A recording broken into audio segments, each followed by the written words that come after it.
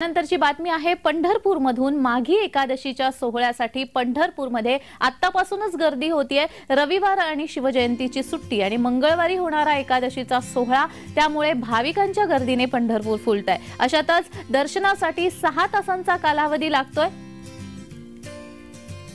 याचाच विठ्ठलाच्या दर्शन रांगेमधून आढावा घेतलेला आहे आमचे प्रतिनिधी संकेत कुलकर्णी यांनी। पाहूयात। माघी एकादशीचा सोहळा मंगळवारी 20 फेब्रुवारी रोजी पंढरपुरात साजरा होतोय। त्यासाठी आत्तापासूनच भाविकांची पंढरपुरात गर्दी झालेली पाहायला मिळते। आज रविवारचा दिवस आहे, उद्या शिवजयंतीची सुट्टी आहे आणि मंगळवारी एकादशीचा सोहळा आणि पंढरपूरची वारी भरतीये।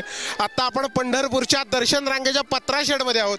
इथं संपूर्ण पत्राशेडचा परिसर हा भाविकांनी फुलून जाण्यास सुरुवात झालेली आहे। मंदिर समितीच्या वतीने 10 पत्राशेड उभा करण्यात आलेले आहेत। आपत्कालीन मार्ग उभा करण्यात आलेले आहेत। पिण्याच्या पाण्याच्या व्यवस्थेसह सर्व यंत्रणा भाविकांसाठी सज्ज करण्यात आलेली आहे। आज मितीला दर्शनासाठी एका भाविकाला सुमारे 6 ते 7 तासांचा कालावधी हा पंढरपुरात लागताना दिसतोय।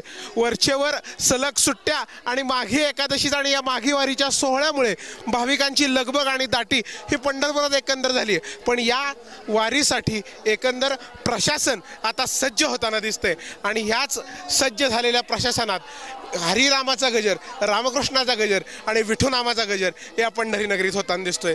संकेत कुलकर्णी, जय महाराष्ट्र, पंढरपूर।